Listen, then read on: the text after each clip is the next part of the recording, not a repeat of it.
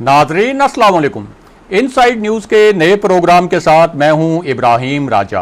और आज हम आपको बताएंगे कि पाकिस्तान और सऊदी अरब के दरमियान कशीदगी के मामले में किस ताकतवर शख्सियत की एंट्री हुई है जिससे पूरी गेम बदल सकती है। इसके साथ साथ आपको ये भी बताएंगे कि सऊदी अरब ने पाकिस्तान से क्या 3 मुतालबात किए हैं और पाकिस्तान ने सऊदी अरब को क्या 3 जवाबात दिए हैं। अगर आप इस खबर की तफसील जानना चाहते हैं और आने वाले दिनों में भी अहम मामलात से आगाह रहना चाहते हैं तो हमारे चैनल को सब्सक्राइब कीजिए। और अब बात करते हैं आज के मौजू पर, यानी पाकिस्तान और सऊदी अरब के दरमियान कशीदगी के मामले में किस ताकतवर शख्सियत की एंट्री हुई है। लेकिन इससे पहले आपको इस पूरे मामले का एक मुख्तसर, दिलचस्प और इंतहाई अहम पस मंज़र बताते हैं ताकि आपको ये पूरा मामला आसानी से समझ आ सके।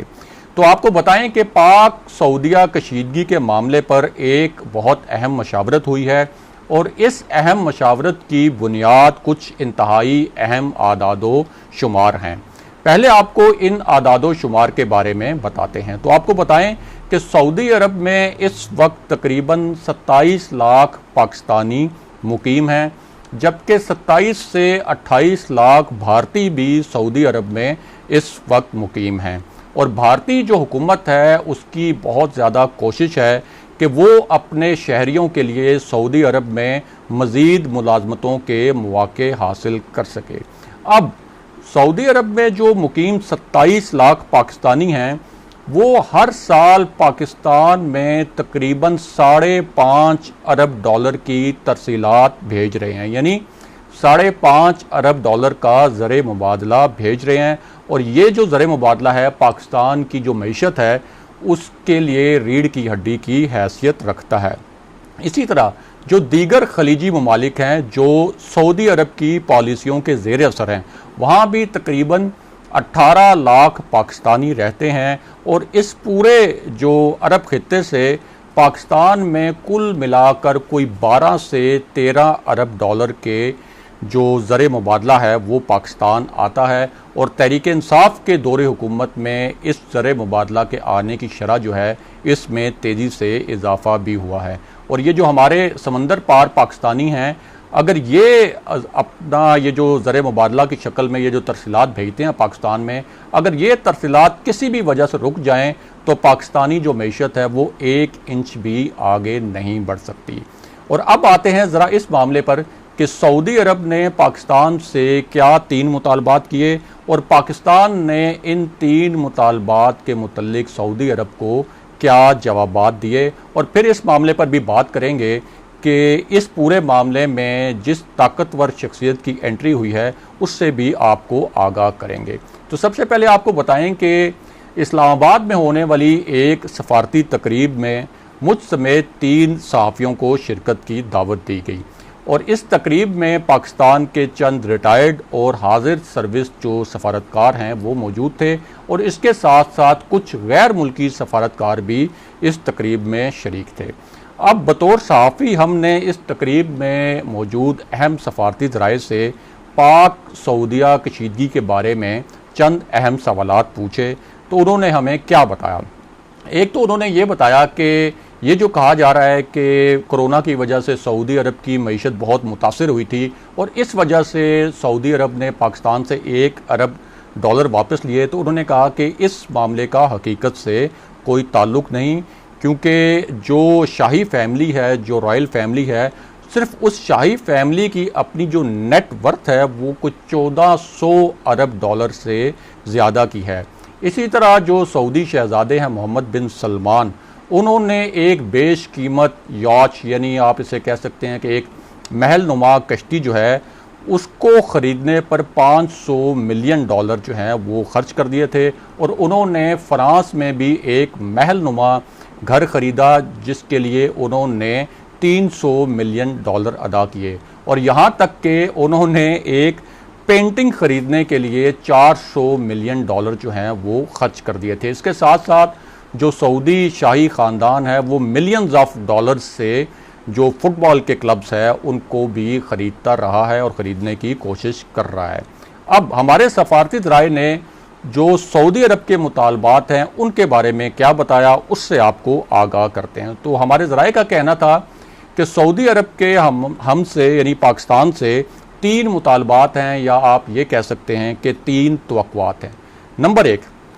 कि पाकिस्तान, ईरान और सऊदी अरब के दरमियान जो एक सालसी का किरदार अदा करने की कोशिश कर रहा है, या ये जो पूरा एक सालसी वाला मामला है, इसमें सऊदी अरब की कोई ख़ास दिलचस्पी नहीं, और सऊदी अरब के लिए इस पूरे मामले में पाकिस्तान की जो एक मुतवाज़न पॉलिसी है वो भी कोई ज़्यादा काबिल कबूल नहीं है। दूसरा नुक्ता कि पाकिस्तान तुर्की के साथ मिलकर OIC से हट कर कोई कॉन्फ्रेंस ना करवाए और ना ही किसी ऐसी कॉन्फ्रेंस में शिरकत करे कि जिसमें तुर्की, मलेशिया और पाकिस्तान जो हैं वो शामिल हों, और कोई ऐसा तासुर बने कि नया कोई इस्लामी ब्लॉक ऐसा बनाने की कोशिश की जा रही है जो कि OIC के मुकाबले में बनाया जा रहा हो। इसके साथ साथ नंबर 3, सऊदी अरब को ये भी शिकवा है हमारे सफारती ज़राए के मुताबिक कि सऊदी अरब और कतर के दरमियान जो एक संगीन तनाज़ा खड़ा हुआ था, उसमें भी पाकिस्तान ने खुलकर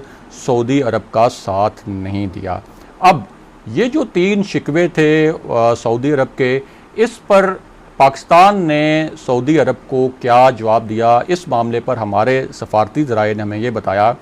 कि पाकिस्तान ने सऊदी अरब को सफारती ज़राए से ये पैगाम पहुँचाया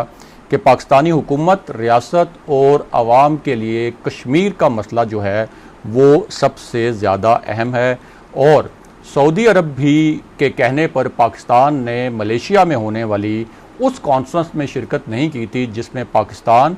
तुर्की, मलेशिया और ईरान के सरबराहान ने शिरकत करनी थी। यानी इस कॉन्फ्रेंस में वज़ीर-ए-आज़म इमरान खान ने जाना था, लेकिन सऊदी अरब के कहने पर वज़ीर-ए-आज़म इमरान खान इस कॉन्फ्रेंस में नहीं गए, और पाकिस्तान को ये तवक्को थी कि सऊदी अरब और OIC खुलकर मकबूजा कश्मीर के मामले पर भारत की मजम्मत करेंगे, और OIC पाकिस्तान की दरख्वास्त पर इस मामले पर वज़राए ख़ारजा की सतह का इजलास भी बुलाएगा, लेकिन ये इजलास जो है वो नहीं बुलाया गया। इसके साथ साथ सऊदी अरब को ये पैगाम भी दिया गया है कि अगर सऊदी अरब और OIC मसला कश्मीर पर अपना भरपूर किरदार अदा करें तो पाकिस्तान को किसी और जानिब देखने की या किसी और ऑप्शन पर गौर करने की ज़रूरत नहीं रहेगी। इसके साथ साथ आपको ये भी बताएं कि ये जो पूरा मामला है पाकिस्तान और सऊदी अरब के दरमियान कशीदगी का, इसमें एक ताकतवर शख्स की एंट्री हुई है, और आपको यहाँ थोड़ा सा इसका पस मंज़र बताएं कि मोहम्मद बिन सलमान जो सऊदी शहज़ादे हैं, उनके बाद मोहम्मद बिन जायद जो अबू धाबी के क्राउन प्रिंस हैं, उन्हें अरब दुनिया का एक बहुत ही ताकतवर और बहुत ही बाअसर लीडर समझा जाता है, और वो वज़ीर-ए-आज़म इमरान खान के भी काफ़ी करीब समझे जाते हैं। जब मोहम्मद बिन जायद पाकिस्तान के दौरे पर आए थे तो वज़ीर-ए-आज़म इमरान खान खुद उन्हें लेने के लिए एयरबेस पहुँचे थे, और उन्होंने खुद मोहम्मद बिन जायद का इस्तकबाल किया था। इसी तरह जब वज़ीर-ए-आज़म इमरान खान अबू धाबी गए थे तो मोहम्मद बिन जायद वज़ीर-ए-आज़म इमरान खान को रिसीव करने के लिए, उनका इस्तकबाल करने के लिए खुद एयरपोर्ट पर पहुंचे थे, और इससे आप अंदाज़ा लगा सकते हैं कि ये जो दोनों लीडर हैं और ये जो दोनों शख्सियात हैं ये एक दूसरे के कितने करीब हैं। अब हमारे सफारती ज़राए ने हमें बताया है